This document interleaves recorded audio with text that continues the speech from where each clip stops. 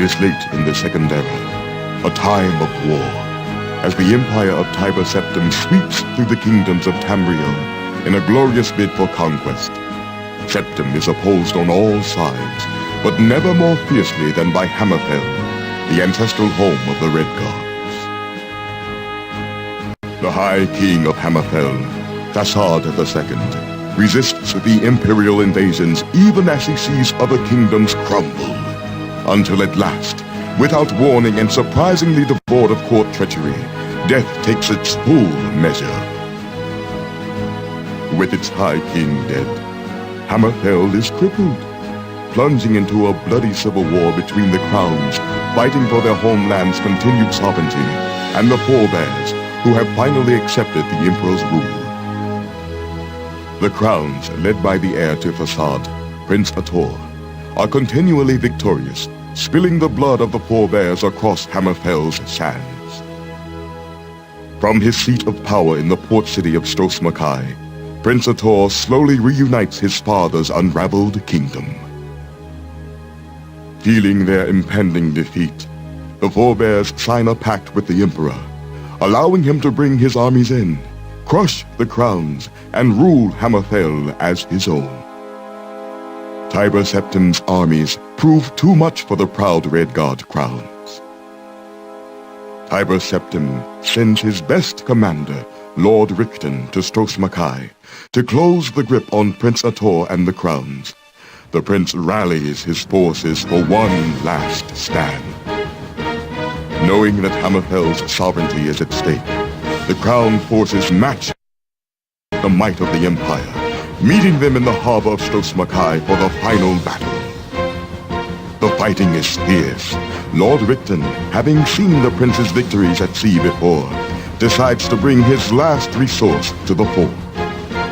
The dragon, Nathalilagus, proud jewel of the imperial crown.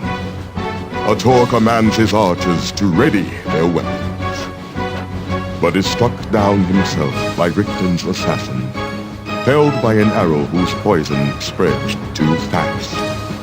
Ator's wizard attempts to save the prince, but the dragon ends his magic and the crown's hope for victory in a single fiery breath.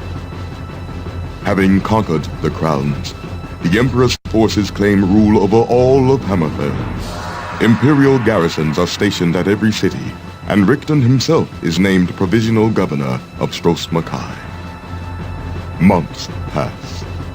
The Redguards of Hammerfell, both crown and forebear, learn to live under the new imperial rule, and Tiber Septim extends his reach into the rest of Tamriel. It is only through fate that any of this will come to concern our hero, Cyrus, a Redguard who long ago left Hammerfell to wander the borderlands of the Empire. Krimje, Cyrus, eto verwakecher okodor. Let's make this short, Sarathra. I've got work to do. Balizyahataratatami. Sicho. I leave with Duardin's men in an hour. Renrigi intnor. Oko o imperial ja. Iko pofam rotot velk. You should know you got me the job. Tragir. Sratra kol kotero to Hammerfell. Boshe in rot. The seal is broken. Sratra warregat. Yeah, I bet you were. Nuko Duardin. Sratra X. Sratra X Kail. Izara. Rolita dek kaudor. I need a ship. To board the koi Sratra Nakovik Warabarashi. Money, too. Sri Duardin ja. Epako ja srik. Pur Sratra kadoeliter beko. We haven't spoken in 10 years. There was trouble. Kakatar. I killed her husband.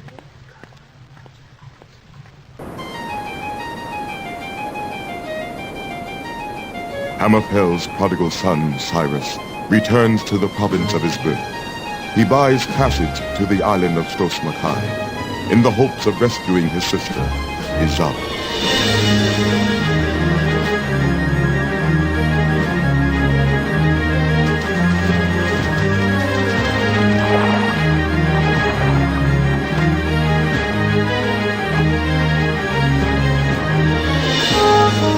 Get below is what the pilot said to the wet-eared knaves before him. The Restless League is claiming this cargo, Said the other with cruel clarity. Probably wouldn't make a difference if I told you I had no time for this. This is about Redguard armor, boy. Stand aside. Yes, a doubtful notion it is.